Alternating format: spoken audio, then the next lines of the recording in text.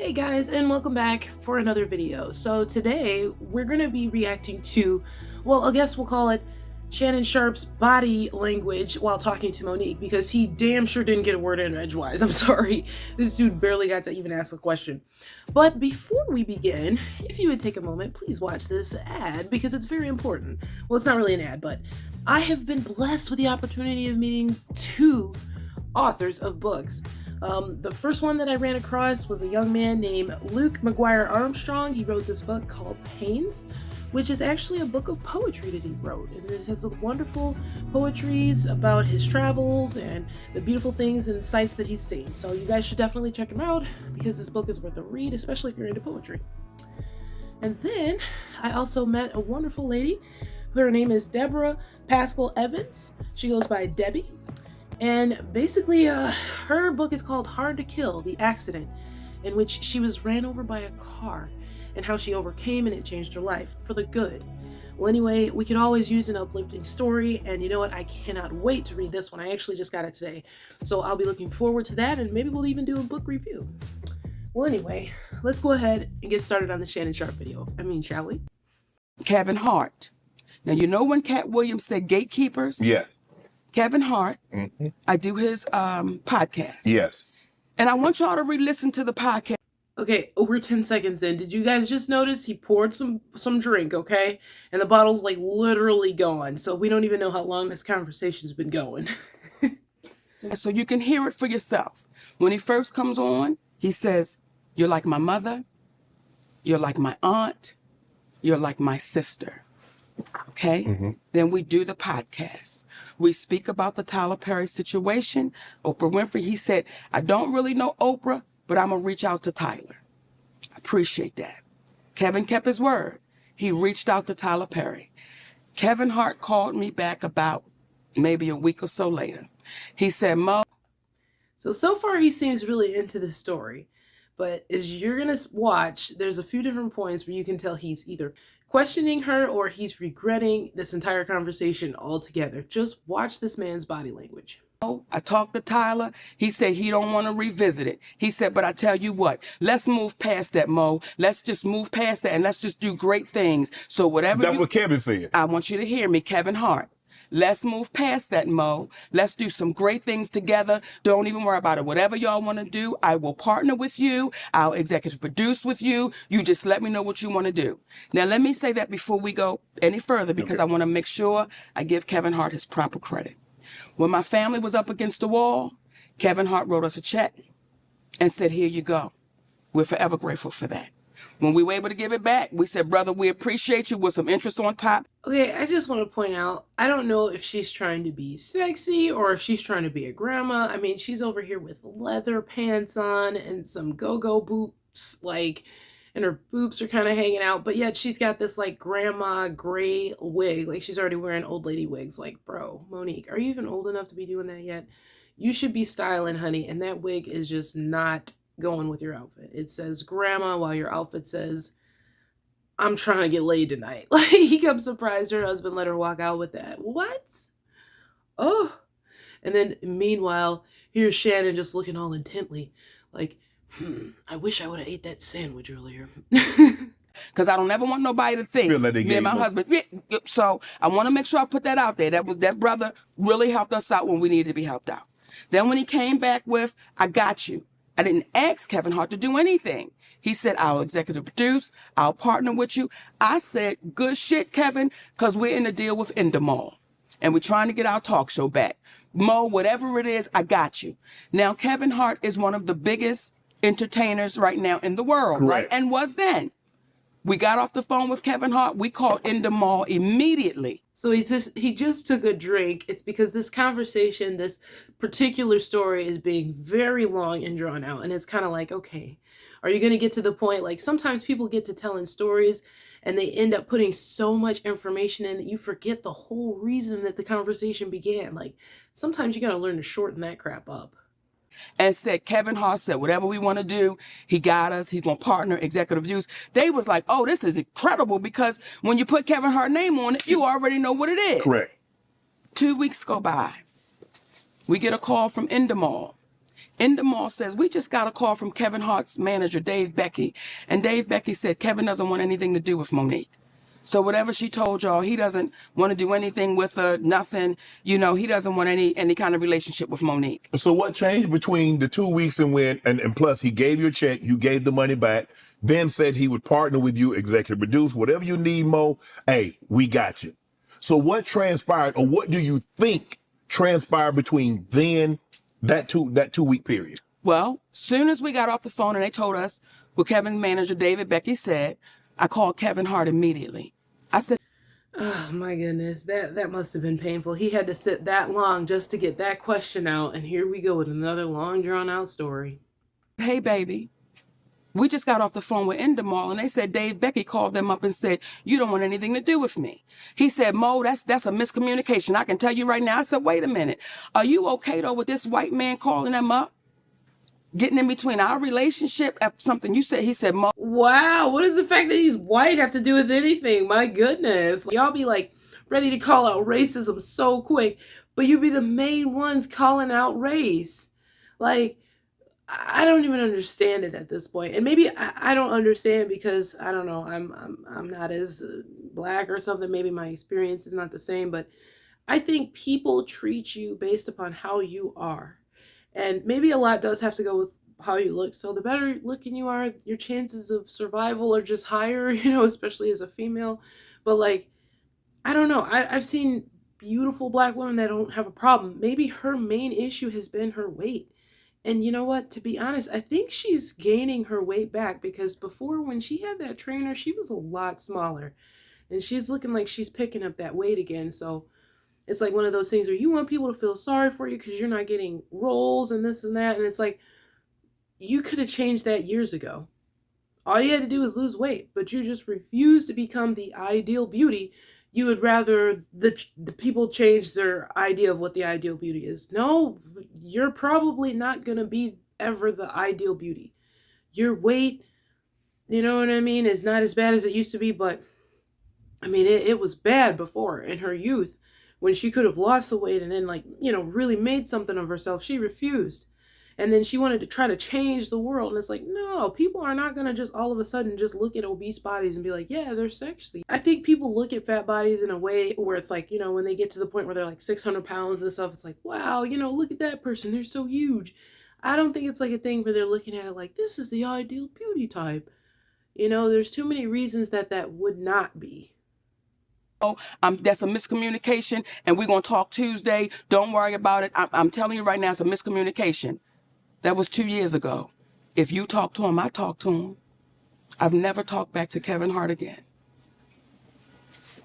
So that's what we're faced with. When you allow somebody. So he just puts his head down. He's probably like, damn, I really regret having her on my show. Like, literally, he's probably thinking that's why he put his head down. Not because he's moved by what she said, because he's regretting talking to her altogether. To come in between a relationship with a woman that you said, I'm like your mother. You said I'm like these things. I didn't ask you for that. So everything that baby was saying sitting here, everything he was saying was on the up and up, because when you hear people say, get the anger out your heart. Oh, man, no one's saying he's lying. No one ever said I was lying. It's so easy to discount and devalue because of what we look like. Right. However, when it comes to Tyler Perry, I will not allow you to discount or devalue, because that is your voice on that audio. And she just always throwing around names. She got on here and did exactly what Cat Williams did and threw a whole bunch of people under the bus. This is like the venting chair. That's why he's got these lounge chairs. He's like their therapist or something. They're just venting on camera for thousands, millions of people to see, though. That's the problem. Like, I don't know if Shannon Sharp is doing this for the views or if he's trying to help. Like, come on, let's be real. The dude's doing it for the views. He ain't worried about doing this for you, honey. That's why he had to get through a bottle of whatever that was. What was that, whiskey he just drank or some kind of cognac? He had to drink a whole bottle of that just to talk to you. Remember on Good Times when Penny's mother was whooping up on her, and she had recorded it? That's you on tape. So how does it go from you saying you're going to give me an apology to now I owe you an apology? But what do you want an apology for? What could I possibly owe you an apology for when you've admitted? So, Wait a minute. That's not what he asked. He asked you, what do you want an apology for? Because you basically said that he was supposed to give you one, and then all of a sudden he's saying that you need to give one. And so Shannon Sharp is asking you, Monique, what do you feel like that person owes you an apology for? You completely either missed that or you skipped over that, because it's like one of those things where, no, you're a master freaking manipulator, or at least you try to be, but you're not able to manipulate people anymore. And so people are tired of your bullcrap and they're cutting you off because they're looking at it like, who is this old woman trying to come up in here and trying to run things? Go sit down. You need to be glad that they're giving you attention at all. Like, literally. And you're like, begging for money from Netflix and boycotting. You're trying to get people to like, honey, you just need to stop. You're not making black women look any better. Like, I remember she made that video about black women in bonnets and stuff like that. First of all, you're not making black women look any better. Certainly not with that wig. Ah! Lee Daniels says to me, because Cookie from the show Empire, I was offered that role. Now Taraji tore it up, baby. Listen here. However, I was offered that. Then Felita called me back and say, baby girl, they said you're too difficult to work with. But you hear on the audio that a man told David Talbot I was difficult to work with. Do you see how that cost my family? Yes. And with no accountability? Because, it's the great Tyler Perry. No, you've got to be accountable for that. Oprah Winfrey, you've got to be accountable for the things you've done with my family. You've got to be accountable for that. Is there any relationship between you and Tyler and you and Oprah currently? No. When we have our juggernauts, Oprah Winfrey, Tyler Perry, Steve Harvey, Kevin Hart, these are our... And she's still getting herself blackballed. You're still dropping all these big names of people that would be the only people who could probably help you in this capacity. And you're still making it hard. Like, if you know that your only roles are going to be in Black Hollywood, then why have you alienated yourself from Black Hollywood? Why are you throwing black people under the bus? You think that people are that into Monique, are that diehard fans that they're going to rally up? No, you need those people to like you, because those are the people with the actual money. People can be in the sidelines and cheering you on all they want, but at the end of the day, the people who are signing the checks are the ones that make the decisions, and you're not what they want, and you're certainly not going to be what they want when you're this manipulative. Look at how she has dominated this conversation with Shannon Sharp. He's barely been able to answer or ask a question. Every time he asks a question, she literally deflects or like completely misses it altogether. Like, we're juggernauts of our community. These are the people that our babies say, when I grow up, I want to be that. Yes. I want to be like that. So we have to call those people to the mat and say, listen, what are you teaching our babies? You're feeding poison because you're showing them your private jet. I'm going to show you my mansion. I'm going to show you my fancy cars. But my character is shot and I'm bankrupt. I got a lot of money in my bank. It's more zeros than some of them can. And now he's just leaning back like, oh man, I cannot wait until this is over. Like, then we can imagine, but their character, they are bankrupt. Those are bankrupt people. So everybody that Kat sat right here and told you about, I can't wait to see your next interviews with those people. They ain't coming on now, Mo. Invite them. I have. They're not going to do it. Well, look, I've already done Steve. I have a relationship with Steve. Do him again.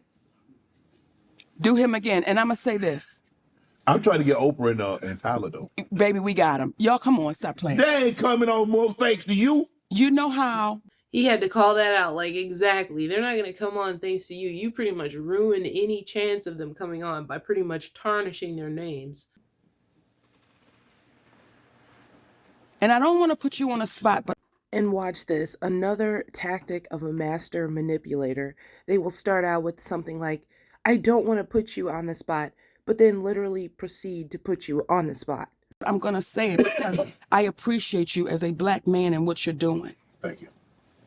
If you are my friend, and someone says to me, Monique, Shannon Sharp wronged me, and you my friend, I'm going to call my friend. You can come to me. And I'm going to say, hey, is what they saying true? And if you get to hemming and hawing, I'm going to tell you, till you fix it, you and I can't talk. Look at what she's doing right here. Look at what she's doing. She's trying to manipulate this man into what? Not being friends with Steve Harvey anymore just because you aren't. Like, what have you done? This is his first time just interviewing you on a TV show that he's being paid to do. This isn't him just inviting you on because he wanted to talk to Monique. He's getting paid to do it, and he knew that you were going to come on and spew all kind of Hollywood drama, which people love to hear. And that's why you're even getting any attention at all. It's because the news outlets, these shows, these talk shows are going to want to hear the drama. That's what they're there for. The audience is going to eat it up. That's why you don't get movie roles, though, because of this. Because you get on and tell everybody's business. That's like the first rule of being black. You don't snitch. Because if you'll do them that way, it'll be a matter of time before you do it to me. So if Steve Harvey is your friend, you call your friend up and you ask him, is what our sister saying right, man? Because if it is, we can't do that to her. If that's our sister. See, it took a transgender named T.S. Madison. It was a guy named Jamaica Carter. This woman will use just about anything or anyone in her path to get what she wants. Now, she just said it took a transgender. So obviously, whoever she's talking about, she doesn't even have the respect to just identify them by name. What does the transgender even have to do with the conversation? But maybe she's trying to, shame Shannon Sharp into saying something to Steve Harvey because a transgender did? I don't know. Jamaica Carter and I are mutual friends. Jamaica Carter and I are friends. T.S. Madison was a mutual friend. So Jamaica called me and said, would you mind? See how she tells stories? A whole bunch of unnecessary information. Just get to the damn point. Nobody cares about all of that little stuff. This is why people probably grow tired of you and don't want to talk, because you're telling a whole bunch of stuff that no one cares. On T.S. Madison's show. I go do T.S. Madison's show.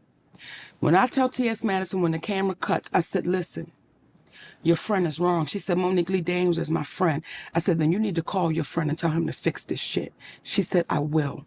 Within a couple of days, who did I get a call from? Lee Daniels. See, that's a friend. She said, oh, that's a friend. You are a master manipulator. You try to control people and try to get them to do what you want them to do. I would cut her off too.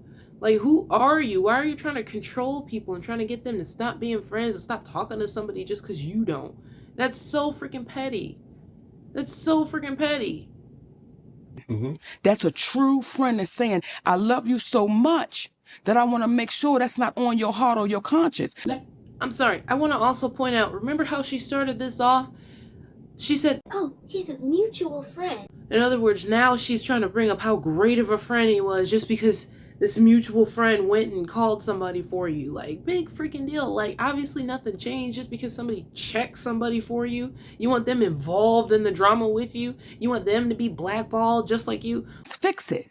Let's make it right. So when people ask Lee now, when we did the deliverance together, how was it to work with Monique? It was as if we had never parted ways because he fixed it. He owned it and he took accountability for it. I can't now keep you to the cross because you've owned it. Right. I've had to be forgiven. Right. So I appreciate that someone had grace and mercy with me. So I'm going to have that with other people when they take accountability for what they've done. Want to join Club Shay? Notice how he just gave her such dry responses. Right. You want to make sure that nobody thinks for a moment that he agrees with what she's saying. She is simply here for the drama and the likes and the follows, okay? And the craps and the giggles. And that's exactly why you're here. So I appreciate you. Don't forget to like and subscribe, and I will see you next time.